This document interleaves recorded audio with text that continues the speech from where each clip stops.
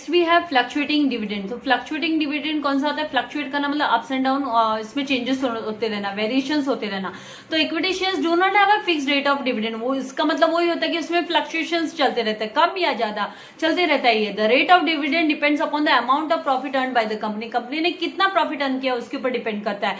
If the company earns more profit, अगर company ने more profit earn किया है तो dividend is paid at a higher rate. On the other hand if the company there is a insufficient profit और loss, insufficient मतलब sufficient नहीं है profit उनका और या फिर लॉस, तो बोर्ड ऑफ डायरेक्टर्स क्या करते हैं? पोस्टपोन भी कर देते हैं payment of dividend. Payment of dividend specially किसको पोस्टपोन होता है? ये इक्विटी शेयर होल्डर्स को ही पोस्टपोन होता है, प्रेफरेंस शेयर होल्डर को तो देना पड़ता है। Okay, then equity share holders can not compel them to declare the and pay the dividend. उनको फोर्स नहीं कर सकते, कंपेल मतलब they can not force the board of directors to pay और declare dividend for them. Okay, the income of equity shares is uncertain. इसके लिए हम बोलते हैं कि इक्विटी शेयर्स में जो इनकम होती है वो अनसर्टेन एंड इरेगुलर है, वो कोई फिक्स नहीं है, अनसर्टेन है और वो इरेगुलर है, रेगुलर इनकम नहीं है। So the equity shares gate dividend at the fluctuating rate. इसके लिए हम बोलते हैं कि उनको जो डिविडेंड मिलता है वो फ्लक्चुएटिंग रेट पे मिलता है, वो कोई फिक्स नहीं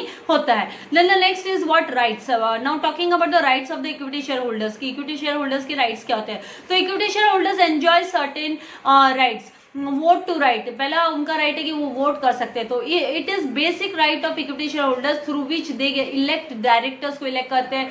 ऑल्टर करना मतलब चेंज करना, memorandum of association and articles of association में चेंजेस करना, ऑल्टर करना, उसमें एडिशंस करना। Okay, then second right to share in the profit में उनका शेयर होता है। It is an important right of equity share holder. They have a right to share in profit when distributed as a dividend. If the company is successful and makes handsome profit, बहुत अच्छा profit earn कर रही है, then they have a advantage of getting large dividend. तो फिर उनको benefit होता है, उनको एडवांटेज है कि वो लार्ज डिविडेंड उनको मिलेगा।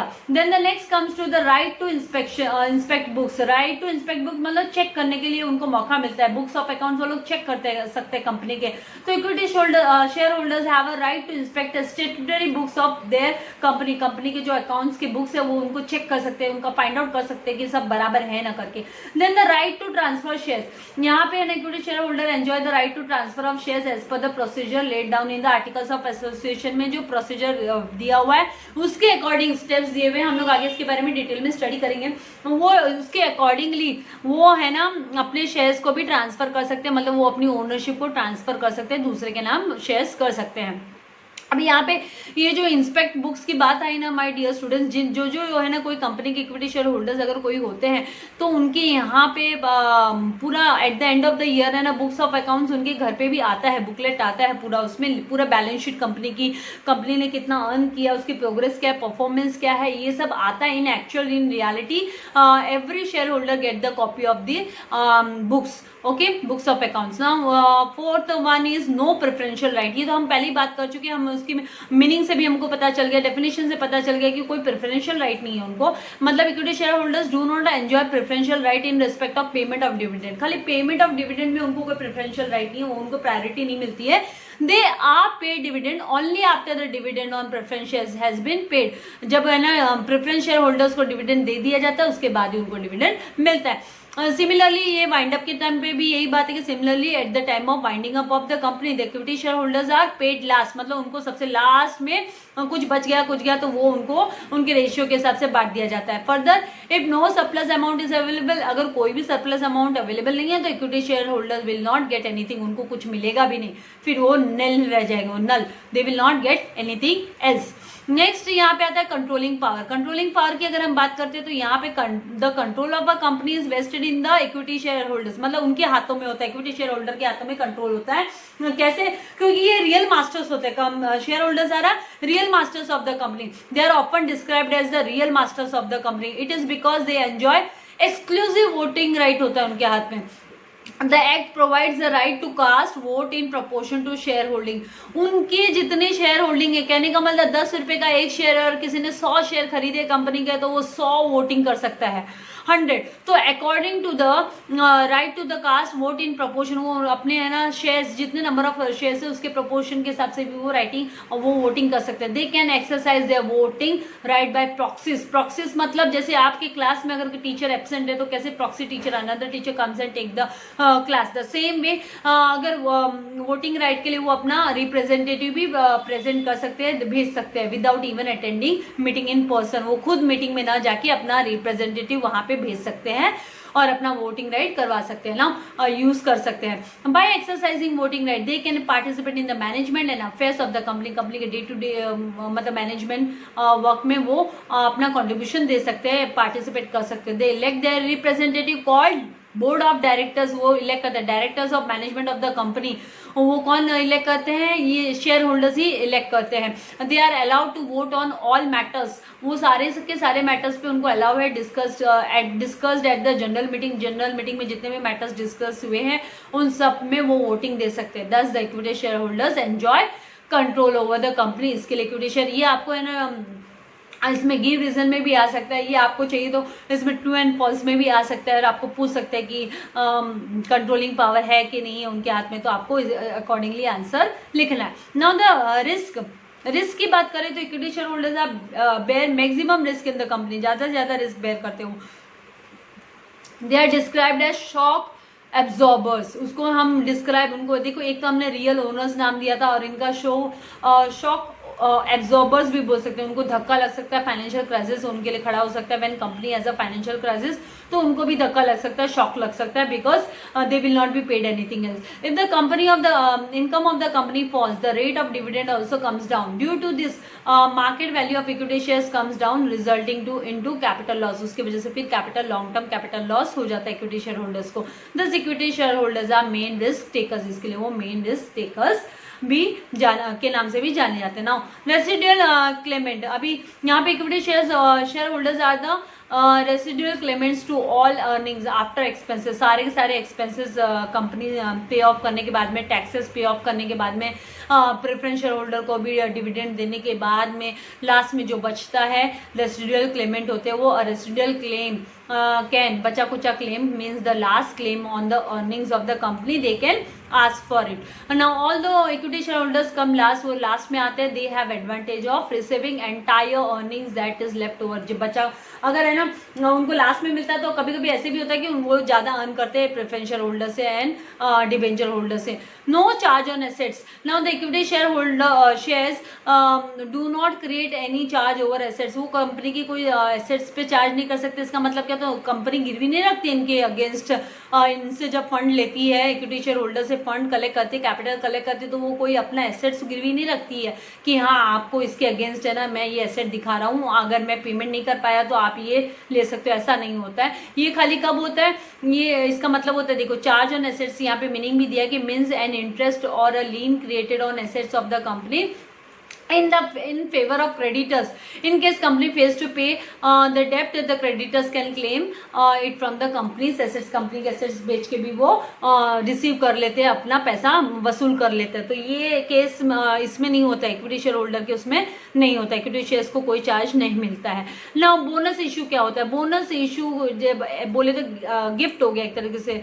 दिवाली वगैरह पे, क्रिसमस पे कैसे बोनस मिलता है, वैसे है ना बोनस शेयर्स भी मिलते हैं। तो bonus shares are issued as a gift to equity share holder, company gift देती है। These shares are issued free of cost, इसमें कोई पैसा नहीं देना पड़ता इक्विटी शेयर होल्डर को। To existing equity share holders, जो पहले से इक्विटी शेयर होल्डर्स है कंपनी के, उनको कंपनी अपनी तरफ से गिफ्ट देती है। These are issued out of accumulated profits. ये कहाँ से मिलता है फिर, ये कैसे कंपनी देती है शेयर्स, तो ये लोग क्या करते हैं, प्लॉप बैक करते हैं जो प्रॉफिट होता है, जो एक्यूमुलेटेड जमा किया हुआ जो प्रॉफिट है, सरप्लस प्रॉफिट है, वो कंपनी अपने पास रखती है। तो उसी को कंपनी क्या करती है, री इन्वेस्ट करती है बिजनेस में, और फिर है ना एग्जिस्टिंग शेयर होल्डर्स को कंपनी बोनस शेयर्स करके देती है। तो bonus shares are issued in proportion to shares held. कभी कभी कंपनी बोलती है कि 2 शेयर के पीछे 1 बोनस शेयर देंगे, कभी कभी बोलेगी 1 शेयर के पीछे 2 बोनस शेयर देंगे, डिपेंड्स। ओके, सो मतलब उनके प्रोपोर्शन में ही सबको इक्वल हिसाब से मिलता है, इक्विटी वे में ही उनको मिलता है। 10 capital investment of ordinary equity share holders tends to grow on its own. तो इससे इस वजह से क्या होता है कि ऑटोमेटिकली जो इक्विटी शेयर होल्डर्स का जो कैपिटल है वो ऑटोमेटिकली इंक्रीज हो जाता है। This benefit is available only to the equity share holder. ये बेनिफिट कोई दूसरे को नहीं है, प्रेफरेंस शेयर होल्डर को भी नहीं है, डिबेंचर होल्डर को भी नहीं है। This benefit of getting bonus issue is only is for the equity share holder. इसीलिए देखिए अगर कुछ नुकसान है तो कुछ फायदे भी है। कंपनी ने फायदे भी डिसाइड किए हुए ना। राइट इशू क्या होता है, when a company needs more funds, company को और ज्यादा फंड की जरूरत होती है for expansion purpose and raises for the capital by the issue of shares, तो एग्जिस्टिंग शेयर होल्डर में बी गिवन प्रायोरिटी। तो यहाँ पे जो ऑलरेडी कंपनी के इक्विटी शेयर होल्डर्स है, एग्जिस्टिंग जो पुराने हैं उनके इक्विटी शेयर होल्डर्स, कंपनी उनको चांस देगी, उनको प्रायोरिटी देगी, नए शेयर को खरीदने की प्रायोरिटी पहले देगी कि भाई आप खरीदना चाहते हो तो आप खरीद लो, नहीं तो हम दूसरों को बेचेंगे। तो इस शेयर को हम भी क्या बोलते हैं, this is called the right issue. इसको क्या बोला जाता है, राइट इशू। आपका हक है, आप पहले खरीद सकते हो, आप चाहो तो आप खरीद सकते हो, नहीं चाहो तो फिर बाद में दूसरों को मिलेगा। तो the shares are offered to the equity share holders first in proportion, ये भी उनके प्रपोर्शन में मिलेगा, जो उनके एग्जिस्टिंग शेयर होल्डिंग है कंपनी में उसके हिसाब से ही मिलेगा। तो ये कंपनी डिसाइड करती है कि 2 के पीछे 1 या 1 के पीछे 2 या 3 के पीछे 1, इस तरीके से। Okay, now face value. Face value की बात है तो इक्विटी शेयर की फेस वैल्यू सबसे लो होती है। The face value of equity share is low, it can be generally 10 रुपया होती है या फिर और इवन 1 रुपी भी हो सकती है इंडियन उसमें। Then the market value. Market value पे आते हैं तो market value of equity shares fluctuates according to the demand and supply of the shares.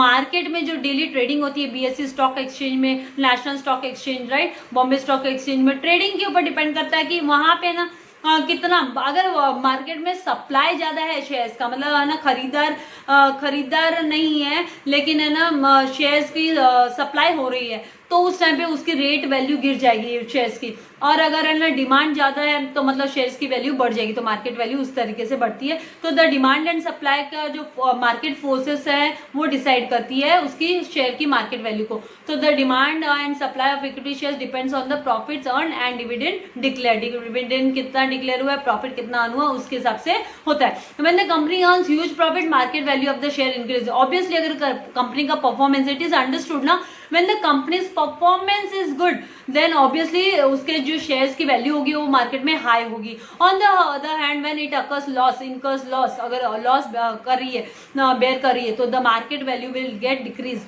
There are frequent fluctuations in the market. हमको पता है मार्केट में तो फ्लक्चुएशन चलते ही रहते हैं in comparison to the other securities. Equity में तो फ्लक्चुएशन चलते रहते हैं, therefore equity shares are more appealing to the speculator. जो है ना रेगुलर जो फ्लक्चुएशन चलते रहते हैं उसमें उनका बहुत ही ज्यादा वो they tries to make profit from the securities price change. Speculator मतलब वो प्रॉफिट में बनाने में लगे रहते हैं, फिर वो प्राइसेस को चेंज करते हुए। नाउ कैपिटल एप्रिसिएशन का मतलब क्या होता है, share capital appreciation takes place when the market value of share increases in the share market. Share market में शेयर की वैल्यू बढ़ती है, मार्केट वैल्यू बढ़ती है, तो वो क्या होता है, कैपिटल एप्रिसिएशन हुआ, वो वहां पे it takes place at that place. Profitability and prosperity of company की जो प्रॉफिट अगर हैंडसम प्रॉफिट अर्न कर रही है और प्रॉस्पर हो रही है, बढ़ रही है, ग्रोथ हो रही है, enhances the reputation of the company, तो उससे कंपनी की गुडविल भी इंक्रीज हो जाती है। गुडविल इंक्रीज होती है तो उसके मार्केट वैल्यू, शेयर की मार्केट वैल्यू इंक्रीज हो जाती है, और इसके वजह से है ना फिर उसके जो कैपिटल में एप्रिसिएशन आ जाता है। It facilitates, it helps appreciation of market value of equity shares. तो इस तरीके से ये जो मार्केट इक्विटी शेयर्स के हमने फीचर्स कवर अप किए। अभी हम टाइप्स ऑफ इक्विटी शेयर्स देखते हैं। यहाँ पे types of equity shares can be divided into 2 parts. One is with voting rights, जिनको वोटिंग राइट्स होता है, और दूसरा विद डिफरेंशियल वोटिंग राइट और स्पेशल वोटिंग राइट। तो यहाँ पे वोटिंग राइट्स में नॉर्मल वोटिंग राइट होता है, सॉरी डिफरेंशियल वोटिंग राइट में normal voting right and differential voting right. ये जो पहला जो है विथ वोटिंग राइट उसको नॉर्मल वोटिंग राइट भी बोलते हैं, जहाँ पे ना such equity share holders is in proportion to his share holding, उनकी शेयर होल्डिंग के हिसाब से उनको वोटिंग करने मिलती है। एंड ये डिफरेंशियल वोटिंग राइट क्या होता है, ये शेयर होल्डर्स होते हैं जो their rights regarding the dividend, उनके चेंजेस होते रहते हैं राइट्स में, वोटिंग और otherwise in accordance with the rule of rule 4 of the companies rules 2014 company के एक्ट के रूल्स के हिसाब से 2014 के रूल्स के एक्ट के हिसाब से उनके चेंजेस होते रहते हैं राइट्स में, रिगार्डिंग द डिविडेंड के राइट्स में भी उनके चेंजेस होते रहते हैं, तो ये डिफरेंशियल वोटिंग राइट के अंडर में आता है। दस the company can issue shares with the limited voting rights, company limited voting rights के और नो वोटिंग राइट्स के भी शेयर्स इश्यू कर सकती है मार्केट में। They may be entitled to get extra rate of dividend, तो फिर उस केस में क्या होता है, जो इक्विटी शेयर होल्डर्स होता है उनको एक्स्ट्रा डिविडेंड भी मिल सकता है इफ एनी। ये डिपेंड करता है, कंपनी डिसाइड करती है, और ये डिसीजन के बाद में हम कंपनी की पूरी पोजीशन को स्टडी करके ही उस कंपनी में हम पैसा इन्वेस्ट करते हैं, राइट, अगर वो एग्जिस्टिंग कंपनी है तो this is how we have covered up with the meaning, features and types of equity shares today. अभी नेक्स्ट मेरे वीडियो लेक्चर में हम प्रेफरेंस शेयर्स के बारे में डीप स्टडी करेंगे। अगर अभी तक आपने मेरे चैनल को सब्सक्राइब नहीं किया है तो फिर से रिपीट करती हूँ, क्योंकि मैं देख रही हूँ कि लाइक्स बहुत कम आ रहे हैं, देखते बहुत हैं लेकिन लाइक्स नहीं आ रहे हैं। प्लीज़ अगर कोई डाउट है तो कमेंट बॉक्स में लिखिए। Please do like the videos और सब्सक्राइब कीजिए एंड बेल आइकन बटन पे प्रेस करना मत भूलिएगा, ताकि मेरे लेटेस्ट वीडियो आपको टाइम टू टाइम मिलते रहे। Thank you very much for watching my video. God bless you all dear students.